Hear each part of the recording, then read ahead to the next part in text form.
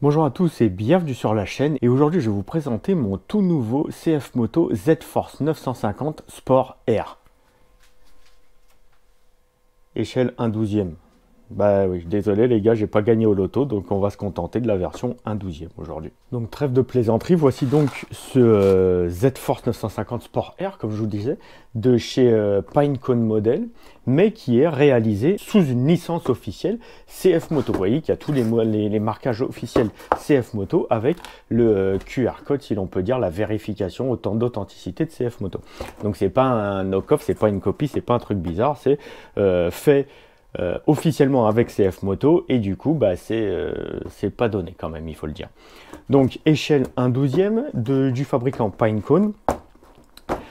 Donc on voit que c'est full proportionnel avec direction donc avant, arrière, gauche, droite, des servos de direction, des amortisseurs, c'est du 4 roues motrices. On a une boîte qui est franchement assez jolie. Donc comme je vous disais, ouais, boîte assez jolie avec la télécommande classique, la radio classique de chez Pinecone qui est badgée CF Moto. Dans un petit décor donc un peu désertique là, avec la petite vitre, franchement bon c'est assez qualitatif d'un point de vue boîte. Alors ensuite, qu'est-ce qu'on trouve à l'intérieur? Donc la radio, comme je vous disais, badgée CF Moto. On se retrouve avec une batterie, on se retrouve avec un chargeur, on se retrouve avec un manuel avec un petit tournevis et quelques petits appendices de carrosserie. Un manuel qui est très simpliste, une version chinoise, version anglaise, ça fait 2 pages en tout et pour tout. Et bien entendu, le plus important, le Z-Force en lui-même. Donc voilà en tout et pour tout le contenu de la boîte. Donc déjà la radio, donc comme je vous disais, radio badgée CF Moto avec un trim sur la direction, un dual rate sur l'accélérateur, un bouton on-off et un gros bouton avec le Pinecone là, bah, pour gérer les fonctionnalités lumineuses. Et ici, vous avez donc le Channel 4. Je pense que c'est ce qui va vous doser aussi, d'après ce que j'ai compris, l'accélération maximale. C'est un peu le même principe que le Dual Ride, sauf que là, c'est vraiment une bride a priori sur le variateur. Un petit volant de direction assez sympathique, qui est assez confortable, qui revient bien en position standard. Gâchette, pareil, assez standard. Et ça fonctionne avec 4 piles AAA, les petites. Radio assez standard, assez... alors cheap, j'irai pas jusque là, parce que finalement, elle est assez sympathique, elle est minimaliste, mais elle fait assez qualitatif quand même, mine de rien. Ensuite, donc on passe sur la batterie. La batterie, on est sur du 7V4 lithium-ion en 800 mAh. Vous allez voir, c'est un petit logement spécifique, parce que c'est vrai que c'est un modèle qui est assez spécifique, donc je vais vous montrer ça tout à l'heure. Et ensuite, donc, le classique petit chargeur USB tranquille, on va dire, qui charge pas trop fort, mais qui fait son taf. Et comme je vous disais, donc le petit manuel donc d'un côté en anglais, d'un côté en chinois. Et c'est juste un truc pour vous montrer comment on branche, comment on met les piles, le fonctionnement de la radio, et c'est à peu près tout. Et dedans, par contre, qu'est-ce qu'on retrouve? Donc on retrouve un petit tournevis, on retrouve un petit logo, la CF Moto, si vous l'abîmez ou s'il se barre sur l'avant. Et on a aussi un petit outil justement pour gérer le compartiment batterie. Cette petite clé là, ce petit outil. Parce que, quand je vais vous le dire là, c'est considéré comme du RC, mais pour moi je considérerais plutôt ça comme une maquette motorisée. Parce que vous n'avez, alors à moins de démonter, donc avec des vis, de démonter vraiment toute la partie supérieure du châssis, toute la carrosserie, vous n'avez aucun accès à l'intérieur de la machine. Donc, je vais vous montrer comment on fait pour mettre la batterie déjà. De ce côté-là, vous voyez, il y a une petite protubérance là. On utilise donc la petite clé qui est fournie, on tourne sans tout foutre par terre. Et normalement, voilà, normalement ça s'ouvre. Et ici, donc, on se retrouve avec le compartiment pour glisser la batterie à l'intérieur, comme ceci. On branche et après, on peut refermer le compartiment du coup. Donc voilà, maintenant que la batterie est mise en place, on va faire un peu le tour donc de ce Z-Force Sport R.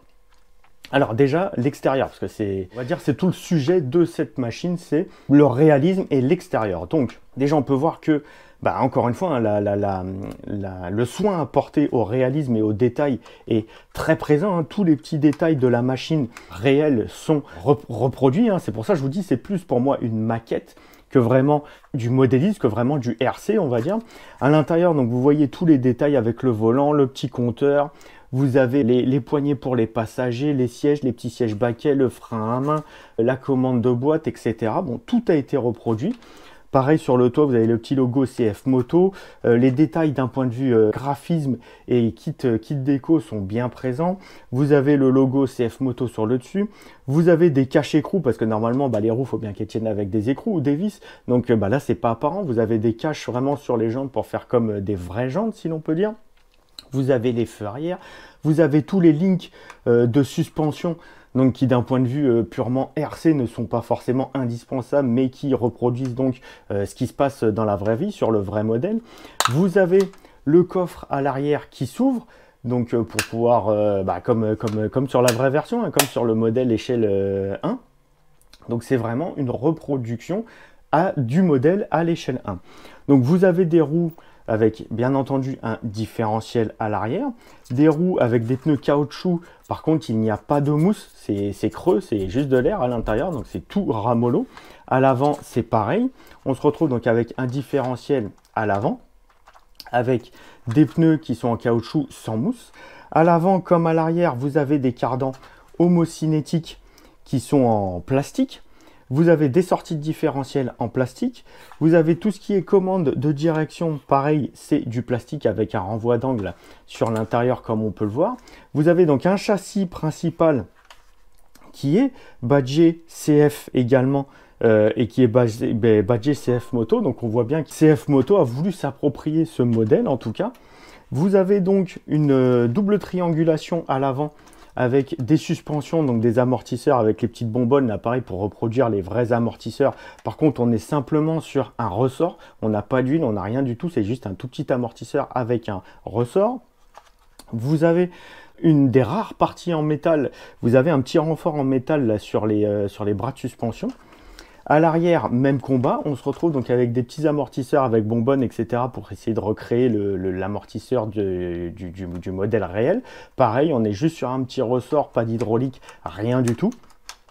Donc, globalement, on est sur une machine de conception d'un point de vue RC qui est très basique, très archaïque, mais qui se veut réaliste et qui pousse le réalisme et la copie de l'échelle 1 au plus haut point, enfin tout du moins en restant dans un budget. Alors je vous disais, ça coûte une blinde, c'est vrai que pour ce que c'est, moi mon point de vue, c'est pour ce que c'est cher, mais d'un point de vue réalisme et reproduction, on reste dans des tarifs corrects pour une maquette roulante, si l'on peut dire. Parce qu'à savoir que, alors il fut un temps, ça se trouvait aux alentours des 60 €, ce qui n'est pas du tout cher. Maintenant, c'est plus aux alentours des 100-150 € en fonction du magasin dans lequel vous faites vos emplettes. Donc clairement, pour une maquette roulante, c'est peut-être un peu pas donné, moi je trouve. Alors après, chacun son opinion, chacun ses moyens, encore une fois. Là, je les ai déjà installés, mais donc d'origine, dans le petit sachet là où il y avait tous les outils, là, il y avait tous les appendices donc aérodynamiques, donc les appendices garde-boue qui sont en plastique souple, en une espèce de caoutchouc, on va dire, ainsi que les garnitures de porte qui n'y étaient pas d'origine, que moi, du coup, j'ai installé pour coller un peu plus au réalisme et pour éviter que ça traîne partout. Et je trouve que c'est assez sympa avec donc tous les appendices. Donc, pour mettre en route la bête, on allume d'abord la radio, ça clignote. Et ensuite, sur le tableau de bord, un peu à l'endroit où il y a le bouton Power, hein, on a un espèce de petit bouton rouge. Donc, on appuie sur le bouton rouge. Et voilà, ça s'illumine. Donc, vous voyez, donc les loupiottes s'allument. La radio a arrêté de clignoter. Donc, quand on tourne à gauche, forcément, on a les clignotants qui s'allument. Hein, toujours, hein, encore une fois, le réalisme. Hein. Et à l'arrière, pareil. Quand on accélère, il ne se passe rien. Quand on freine, on a les feux de recul donc qui s'allument. Enfin, quand on roule, on freine, les stops s'allument et ensuite les feux de recul s'allument. Donc encore une fois, il pousse le réalisme à son maximum. Alors d'un point de vue suspension, comme je vous disais, hein, on est juste sur des ressorts, on n'a pas d'hydraulique. Donc ça fait ces ressorts, hein, ça rebondit un peu dans tous les sens. C'est assez ramollo, si l'on peut dire.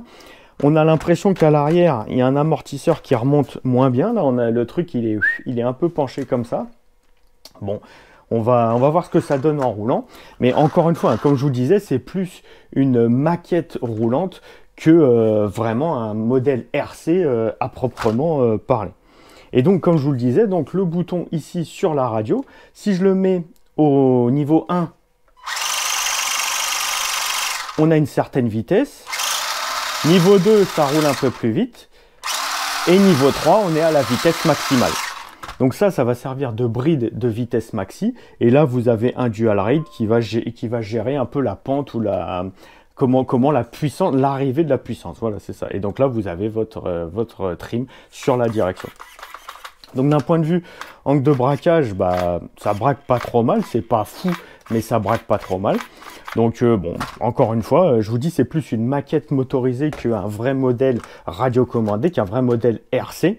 Parce qu'encore une fois, ne serait-ce que la maintenance, il va falloir démonter les 3/4 du châssis pour pouvoir sortir donc la partie carrosserie et qui est censée faire, enfin la partie jolie, on va dire, du truc, pour avoir accès à la tripaille mécanique. Donc s'il y a des réparations à faire, ça s'annonce assez compliqué, on va dire. Bon, bah maintenant, qu'est-ce qu'il nous reste à faire? On va aller rouler un petit peu, voir quelles sont les capacités en mouvement de la machine. Allez, batterie chargée, il est temps donc de voir ce que vaut ce Z-Force 1/12e. Donc on allume la radio, on allume la machine avec le petit bouton. Allez, c'est parti. Donc déjà, donc on est en vitesse maxi sur le potard là. On va voir ce que ça a dans le ventre déjà. Ouais, bah c'est forcément, c'est pas fou. Mais comme je vous disais, hein, c'est plus une maquette motorisée que vraiment un véhicule RC. De toute façon, on le voit bien, la solidité générale de l'engin, c'est pas fait pour faire du bashing, hein, c'est pas fait pour se prendre des pets. Et en gros, faut faire attention, quoi. Alors déjà, est-ce que ça roule droit? Pas du tout. Donc, on va régler un peu le trim. C'est mieux. Encore un petit coup de réglage. Voilà, là ça roule droit. Bon, alors, donc c'est assez réactif, hein. Comme je vous le disais, hein, quand vous tournez, vous avez les clignotants donc, qui se mettent en route de gauche et de droite. Quand vous freinez, ça freine et ça met les feux de recul aussi. Donc niveau réalisme, on est pas mal, hein, niveau réalisme, hein, c'est fait pour ça. En même temps, c'est vraiment, ça met l'accent sur le réalisme. Après, donc comme je vous disais, donc d'un point de vue vitesse de pointe, bon bah c'est pas fou, mais tant mieux d'un autre côté parce que bon déjà comme je vous disais, les suspensions on n'a pas d'hydraulique, donc ça saute un petit peu. Et avec une grosse vitesse de pointe, c'est un coup à le foutre dans les murs et à le taper, et du coup bah il va vite se briser en morceaux. Alors qu'est-ce que ça vaut un peu dans l'herbe non tondue? Bon bah ça galère, hein, forcément. Ça galère dans l'herbe. En même temps, on n'a pas une garde au sol de fou, on n'a pas une puissance de fou non plus.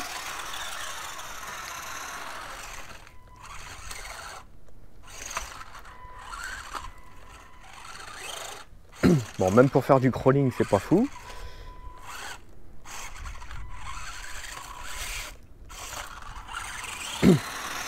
Bon, alors que ce soit pour rouler vite, que ce soit pour faire du tout-terrain ou que ce soit pour faire du crawling, c'est pas adapté du tout. Bon, en même temps, encore une fois, hein, c'est une maquette motorisée. Faut vraiment pas voir ça comme une machine RC.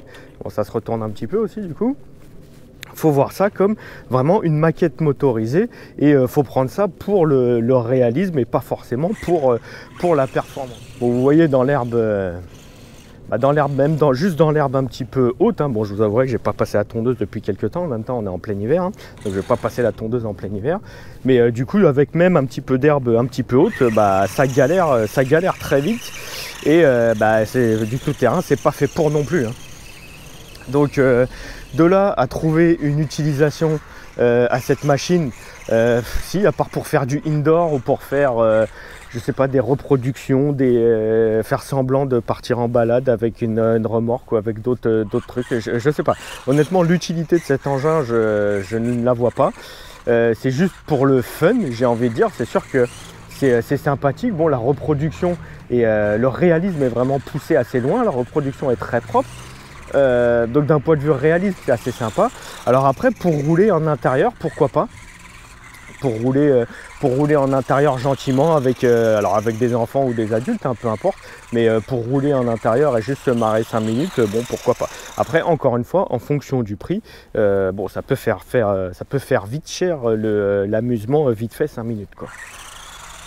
Donc bah voilà, donc pour conclure un peu ce test, hein, Donc comme je vous disais, hein, ce n'est clairement pas une machine RC, un modèle RC à prendre en tant que tel, donc pour une utilisation vraiment radiocommandée, une utilisation performance. C'est vraiment une maquette, une reproduction très poussée qui est motorisée. Donc encore une fois, hein, ça dépendra vraiment de quel prix vous êtes prêt à mettre dans dans une reproduction, une maquette qui est fidèle à la réalité, mais qui n'est pas un vrai véhicule RC de par ses performances limitées et ses capacités limitées. Par contre, chose qu'on ne peut pas lui reprocher, c'est le réalisme qui lui est poussé à son paroxysme, j'ai envie de dire. Encore une fois, merci à vous d'avoir regardé cette vidéo. Abonnez-vous et cliquez sur like, c'est gratuit et ça m'aide sincèrement vraiment beaucoup. Activez les notifications pour ne jamais rien louper. Allez faire un tour sur mon compte Instagram pour avoir des photos et des vidéos en avant-première. Et on se retrouve très bientôt dans la prochaine vidéo. Allez, salut! Even when you feel low, you can still go. Even when you feel slow, you can still go. Even when there's no hope, you can still go. I never answer to no, man, I still go. Go, go, go, go, go, go.